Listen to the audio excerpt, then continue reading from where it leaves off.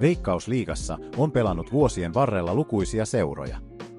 Mutta kaikki eivät ole kestäneet ajan, talouden ja vaatimustason painetta.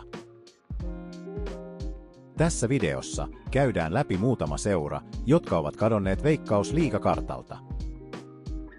Rovaniemen Palloseura oli nähty Veikkausliigassa jo useampaan otteeseen aiemminkin. Mutta vuosina 2013–2020 seura pelasi pääsarjassa yhtäjaksoisesti. Tänä ajanjaksona RoPS nousi yhdeksi sarjan yllättävistä menestyjistä. Se voitti Suomen Cupin vuonna 2013 ja saavutti Veikkausliigan hopeaa kahdesti, vuosina 2015 ja 2018. Menestyksen myötä RoPS nähtiin myös Eurocupeissa. Mutta sitten kaikki muuttui. 2020-luvun alussa seura ajautui vakaviin talousvaikeuksiin. Koronapandemia, pienet yleisömäärät ja kasvaneet kulut ajoivat RoPSin tilanteeseen, jossa ammattilaisjalkapallon pyörittäminen ei ollut enää mahdollista. Vuonna 2021 RoPS teki radikaalin ratkaisun, se vetäytyi Veikkausliigasta ja luopui ammattilaisstatuksestaan. Seura pudottautui vapaaehtoisesti kakkoseen, eli kolmanneksi korkeimmalle sarjatasolle, pelastaakseen koko toiminnan. Tämän jälkeen RoPS aloitti uuden rakentamisen. Painopiste siirrettiin nuoriin pelaajiin, paikallisuuteen ja talouden tasapainottamiseen.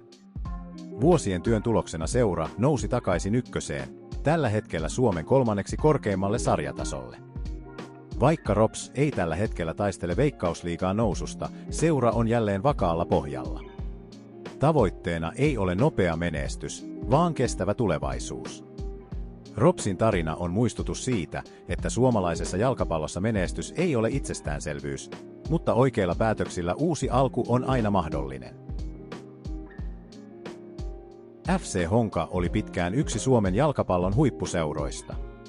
Se pelasi Veikkausliigassa yli 15 kauden ajan, kasvatti maajoukkuepelaajia ja edusti Suomea Euroopan kentillä. Kulissien takana ongelmat kuitenkin kasvoivat. Seuran talous ajautui vaikeuksiin. Pelaajien palkkoja maksettiin myöhässä, laskuja jäi rästiin ja rahavirta ei enää riittänyt pitämään ammattilaisorganisaatiota pystyssä. Syksyllä 2023 tilanne kärjistyy. FC Honka ei pystynyt täyttämään Veikkausliigan lisenssivaatimuksia eikä saanut paikkaa kaudelle 2024. Pian tämän jälkeen taustalla toiminut osakeyhtiö ajautui konkurssiin. Monet luulivat, että se oli Hongan loppu. Mutta seura ei kadonnut kokonaan. Toiminta jatkui yhdistyspohjaisena FC Honka ry:nä ja edustusjoukkueelle myönnettiin sarjapaikka kakkoseen, alemmalle sarjatasolle. Ammattilaisjoukkue vaihtui puoliksi harrastajapohjaiseen toimintaan ja katse kääntyy takaisin junioreihin ja yhteisöön. FC Honka ei siis kuollut, mutta se joutui aloittamaan alusta. Tulevaisuus on avoin. Palaako Honka vielä huipulle, vai jääkö se varoittavaksi esimerkiksi siitä, miten nopeasti huippuseura voi kaatua? Se jää nähtäväksi. PS Kemi Kings oli hetken aikaa yksi suomalaisen jalkapallon suurimmista yllättäjistä. Pieni pohjoissuomalainen seura nousi sensaatiomaisesti Veikkausliigaan kaudelle 2016 ja pelasi pääsarjassa useamman kauden. Kentällä PS Kemi taisteli ennakkoluuloja vastaan, mutta kulissien takana ongelmat kasvoivat. Taloudelliset resurssit olivat rajalliset, ja Veikkausliigassa pelaaminen osoittautui kalliiksi. Kauden 2018 jälkeen PS Kemi putosi Veikkausliigasta. Pian tämän jälkeen tilanne synkkeni entisestään, seuran taustayhtiö ajautui vakaviin talousvaikeuksiin ja asetettiin konkurssiin vuonna 2019. Monille tämä näytti lopulliselta iskulta kemiläiselle huippujalkapallolle. Jalkapallo ei kuitenkaan kadonnut kaupungista.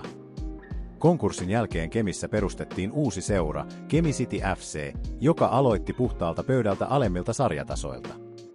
Vuosien työn jälkeen seura palasi takaisin perinteikkääseen nimeen PS Kemi Kings. Tällä kertaa tavoitteena ei ollut pikainen nousu huipulle, vaan vakaampi ja kestävämpi toiminta, erityisesti paikallisten pelaajien ja junioritoiminnan varaan rakentuen. PS Kemin tarina on muistutus siitä, kuinka nopeasti menestys voi vaihtua vaikeuksiin. Mutta se on myös tarina sitkeydestä ja siitä, että jalkapallo elää, vaikka seura kaatuisi. Kiitos kun katsoit videon. Ja jos huvittaa, tykkää videosta ja tilaa kanava.